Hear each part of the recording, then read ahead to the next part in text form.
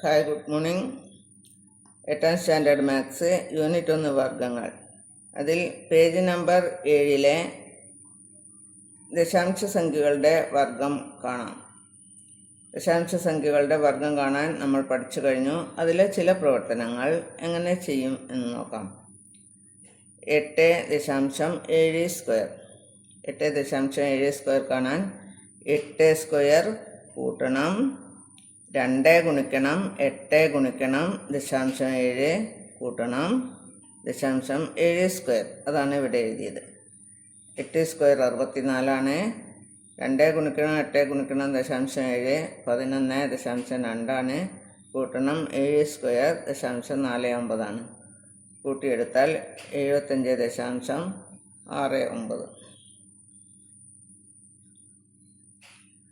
ഇവിടെ 12.5² 12 ഗുണിക്കണം 2 ഗുണിക്കണം 12 ഗുണിക്കണം 0.5 കൂട്ടണം 0.5². 12 സ്ക്വയർ 144 2 ഗുണിക്കണം 12 ഗുണിക്കണം 0.5 2 ഗുണിക്കണം 0.5 എപ്പോഴും ഒന്നായിരിക്കും. അതായത് ഈ റേഞ്ച് 10 10ന് ദശാംശം ഒരു സ്ഥാനം ഇടത് ഭാഗത്തേക്ക് ദശാംശം ഇടുമ്പോൾ 1 ഗുണിക്കണം 12 12 തന്നെ കൂട്ടണം 0.5² എപ്പോഴും 0.25 ഇങ്ങനെയുള്ള കാര്യങ്ങൾ കുട്ടികൾ ഓർത്ത് വെച്ചാൽ നല്ലതാണ്.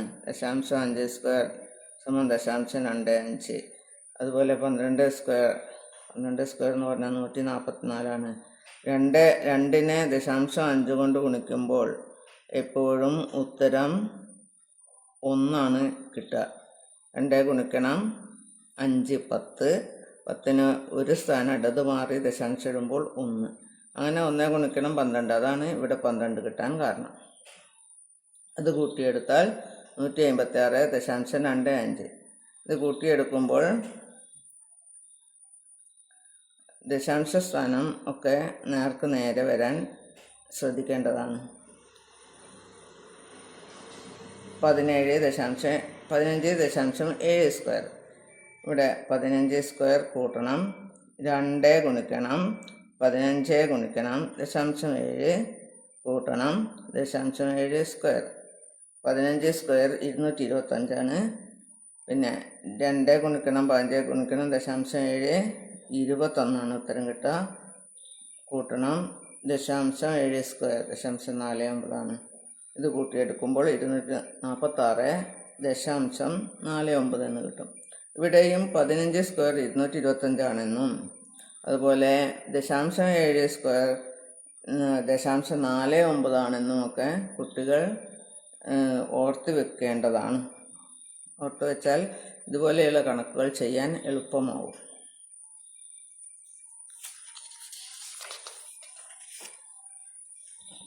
അടുത്തതായി പേജ് നമ്പർ 8 ചില പ്രവർത്തനങ്ങൾ കൊടുത്തിട്ടുണ്ട്. ചില ഉദാഹരണങ്ങൾ അവിടെ കൊടുത്തിട്ടുണ്ട്. അതായത് ദശാംശ ഭാഗം 0.5 വന്നാൽ അങ്ങനെയുള്ള സംഖ്യകളുടെ വർഗം കാണാൻ എളുപ്പ വഴികൾ എന്തെങ്കിലും ഉണ്ടോ എന്ന ഒരു പരിശോധനയാണ്. അതിൽ ഒന്നാമത്തെ കണക്ക് 1.5² 1.5² കാണാൻ നമുക്കറിയാം 1 സ്ക്വയർ കൂട്ടണം 1 ഗുണിക്കണം 0.5 2 തവണ. അതായത് 2 ഗുണിക്കണം 1 ഗുണിക്കണം 0.5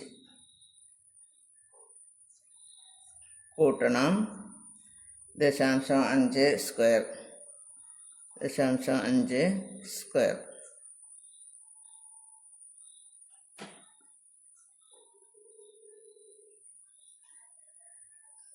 ഇവിടെ നമുക്ക് നോക്കാം.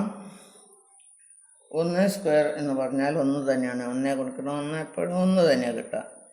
കൂട്ടണം ഇവിടെ ഗുണിക്കുമ്പോൾ 2നെ 0.5 കൊണ്ട് ഗുണിക്കാനാണ് എളുപ്പം. 2നെ 0.5 കൊണ്ട് ഗുണിക്കുമ്പോൾ 2 ഗുണിക്കണം 5 10 10ൻ്റെ ഒരു ദശാംശ സ്ഥാനം ഇടത് മാറി ഇടുമ്പോൾ 1 ഉത്തരം കിട്ടുക. അതായത് 2 ഗുണിക്കണം 0.5 എപ്പോഴും ഉത്തരം 1 എന്ന് ഓർത്ത് വയ്ക്കുക. അപ്പോൾ ആ 1നെ ഈ 1 കൊണ്ട് ഗുണിക്കുമ്പോൾ ഉത്തരം വീണ്ടും 1 തന്നെ കിട്ടും. കൂട്ടണം 0.5 സ്ക്വയർ. 0.5 സ്ക്വയർ എന്ന് പറയുമ്പോൾ 5 ഗുണിക്കണം 5 25. ദശാംശത്തിന് ശേഷം 2 അക്കങ്ങൾ വരും. അതായത് 0.5 ഗുണിക്കണം 0.5 അപ്പം ദശാംശത്തിന് ശേഷം 2 അക്കങ്ങൾ ഉണ്ടായിരിക്കും. 5 25. 2 സ്ഥാനം ഇടത് മാറി ദശാംശം ഇടുമ്പോൾ 0.25 എന്ന് കിട്ടും. ഇത് കൂട്ടിയെടുക്കുമ്പോൾ 1 കൂട്ടണം 1 2, 2 കൂട്ടണം 0.25 2.25 എന്ന് കിട്ടും.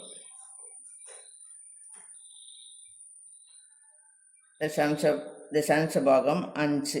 അതുപോലെ ദശാംശ ഭാഗം 5 വരുന്ന വേറൊരു കണക്ക് ചെയ്ത് നോക്കാം. രണ്ടാമത്തെ കണക്ക് 4.5 സ്ക്വയർ. അതായത് ദശാംശ ഭാഗം 5 വരുന്ന സംഖ്യയുടെ വർഗം. ഇവിടെയും നമുക്ക് ശ്രദ്ധിച്ചാൽ ചില കാര്യങ്ങൾ മനസ്സിലാക്കാൻ പറ്റും. ഇവിടെ നോക്കാം. 4 സ്ക്വയർ കൂട്ടണം 2 ഗുണിക്കണം 4 ഗുണിക്കണം 0.5 കൂട്ടണം 0.5 സ്ക്വയർ. 0.5 സ്ക്വയർ. 4 സ്ക്വയർ എന്ന് പറഞ്ഞാൽ 4 4 16 കൂട്ടണം. ഇവിടെയും 2.5 ഗുണിക്കുക. 2.5 ഗുണിച്ചാൽ നമുക്കറിയാം 1 ഉത്തരം കിട്ടുക. 25 10 ദശാംശം ചേർക്കുമ്പോൾ 1. ആ 1നെ 4 കൊണ്ട് ഗുണിക്കുമ്പോൾ 4 തന്നെ ഉത്തരം കിട്ടും. കൂട്ടണം 0.5 സ്ക്വയർ നമുക്കറിയാം 0.25 സമം 16 4 20. 20നോട് 0.25 കൂട്ടുമ്പോൾ 20.25. ഏത് സംഖ്യ ചെയ്ത് നോക്കിയാലും നമുക്ക് ഇതുപോലെ ചില കാര്യങ്ങൾ മനസ്സിലാക്കാൻ പറ്റും. വേറെ ഒന്നുകൂടെ ചെയ്ത് നോക്കാം. 8. മൂന്നാമത്തെ കണക്ക്. ഇത് ടെക്സ്റ്റ് ബുക്കിൽ ഇല്ലാത്ത കണക്കാണ്. നമുക്ക് നോക്കാം. 8.5. അതായത് ദശാംശ ഭാഗം 0.5 വരുന്നത്. അങ്ങനെയുള്ള സംഖ്യകളുടെ വർഗം കാണാൻ ഇവിടെ 8 സ്ക്വയർ കൂട്ടണം 2 ഗുണിക്കണം 8 ഗുണിക്കണം 0.5 കൂട്ടണം 0.5 സ്ക്വയർ.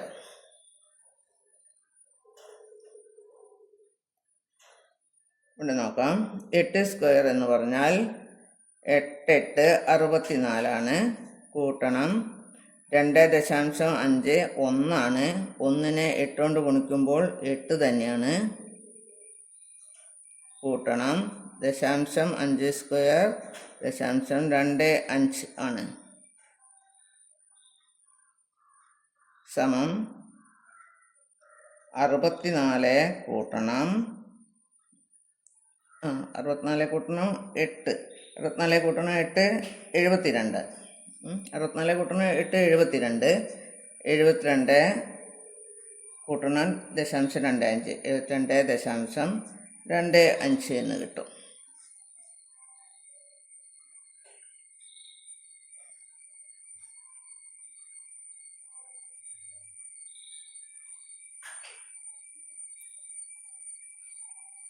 ഇവിടെ നമുക്ക് ഈ സെൻറ്ററിലുള്ള ഭാഗം പരിശോധിച്ചാൽ ഇവിടെ 1 കിട്ടുന്നത്. ഈ സെൻറ്ററിലുള്ള ഭാഗം 2 ഗുണിക്കണം 1 ഗുണിക്കണം 0.5. ഇവിടെ 1 കിട്ടുന്നത്. ഇവിടെ സെൻറ്ററിലുള്ള ഭാഗം പരിശോധിച്ചാൽ 4 തന്നെയാണ് കിട്ടുന്നത്. ഇവിടെ സെൻറ്ററിലുള്ള ഭാഗം പരിശോധിച്ചാൽ 8 കിട്ടുന്നത്. അതായത് ഈ ദശാംശത്തിൻ്റെ ആദ്യ ഭാഗം അതായത് പൂർണ്ണസംഖ്യാ ഭാഗത്ത് വരുന്ന സംഖ്യയാണ് ഇവിടെ ഈ നടുക്കുള്ള ഭാഗത്ത് ഉത്തരമായിട്ട് കിട്ടുന്നത് എന്ന് കാണാം. അതായത് 1.5 സ്ക്വയർ കാണാൻ ഈ 1 സ്ക്വയറിനോട് വീണ്ടും 1 തന്നെ കൂട്ടി 5ൻ്റെ വർഗം കൂട്ടിയെടുത്താൽ മതി.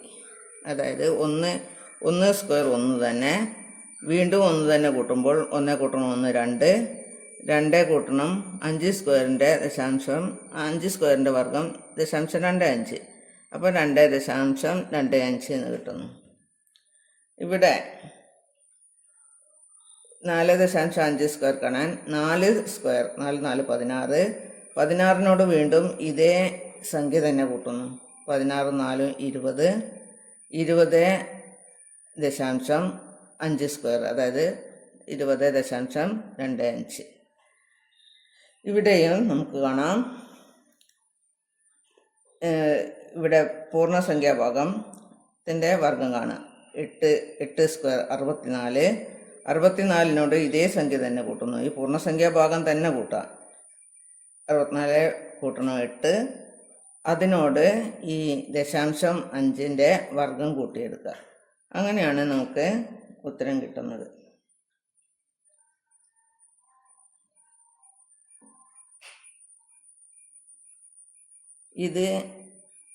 ഇതിനേക്കാൾ എളുപ്പത്തിൽ ഉത്തരം മനസ്സിലാക്കാൻ വേറൊരു വഴിയും കൂടെ ഉണ്ട്. അത് എന്താണെന്ന് ടീച്ചർ പറഞ്ഞു തരാം.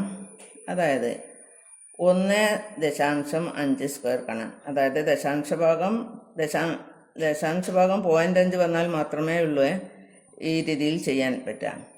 1.5 സ്ക്വയർ കാണാൻ 1നോട് 1ൻ്റെ അടുത്ത എണ്ണൽ സംഖ്യയായ 2 ഗുണിക്കാം. 1 ഗുണിക്കണം 2 2 തന്നെ. 2. ഈ 0.5ൻ്റെ വർഗമായ 2.5 കൂട്ടുക. 2.25 എന്ന് കിട്ടും. അപ്പോൾ ഇവിടെ 4.5 സ്ക്വയർ കാണാൻ ഒന്ന് വ്യക്തമായിട്ട് പറഞ്ഞുതരാം. 4.5 സ്ക്വയറാണ് കാണുന്നുണ്ടെങ്കിൽ 4.5 സ്ക്വയർ, അതായത് ദശാംശഭാഗം 0.5. അപ്പോൾ 4ൻ്റെ അടുത്ത എണ്ണൽ സംഖ്യയായ 5, 4ൻ്റെ അടുത്ത എണ്ണൽ സംഖ്യ 5ആണ്. അതിനോട് 4 ഗുണിക്കുക. 4 ഗുണിക്കണം 5 20ആണ്. 4 5 20. 20.5ൻ്റെ വർഗം 0.25, അത് കൂട്ടി എഴുതുക. 20.25. ഇപ്പോൾ 8.5 സ്ക്വയർ നമുക്ക് അതുപോലെ എഴുതാം. 8.5 സ്ക്വയർ നമ്മളിവിടെ നേരത്തെ കണ്ടുവച്ചതാണ്. ഇവിടെ ശ്രദ്ധിക്കുക, 8ൻ്റെ അടുത്ത എണ്ണൽ സംഖ്യ 9ആണ്. 8നെ 9 കൊണ്ട് ഗുണിക്കാം. 8 9 9 8 72ആണ്. 72.5ൻ്റെ വർഗം 0.5ൻ്റെ വർഗം 0.25. 72.25. ഇതുപോലെ 0.5 വന്നാൽ നമ്മൾക്ക് അടുത്ത എണ്ണൽ സംഖ്യ കൊണ്ട് ഗുണിച്ചിട്ട്, അതായത് പൂർണ്ണസംഖ്യാഭാഗത്തെ അടുത്ത എണ്ണൽ സംഖ്യ കൊണ്ട് ഗുണിച്ചിട്ട് 0.25 ചേർത്ത് കൊടുത്താൽ മാത്രം മതി. ഇവിടെ നോക്കാം, 12.5 സ്ക്വയർ. 12നെ അടുത്ത എണ്ണൽ സംഖ്യയായ 13 കൊണ്ട് ഗുണിച്ചാൽ 156 ഉത്തരം കിട്ടുക. അതിനോട് 0.25 ചേർക്കുക. ഇത്രയെല്ലാം ഉത്തരം കിട്ടാൻ എത്ര പെട്ടെന്ന് ഉത്തരം കിട്ടും. ഈ രീതിയിൽ ചെയ്യാവുന്നതാണ്. അടുത്ത ക്ലാസ്സിൽ ദശാംശത്തിന് ശേഷം 0.25 വന്നാൽ, അതായത് ദശാംശഭാഗം 5ന് പകരം 0.25 വന്നാൽ ചെയ്യാനുള്ള എളുപ്പമാർഗം പറഞ്ഞു തരുന്നതാണ്.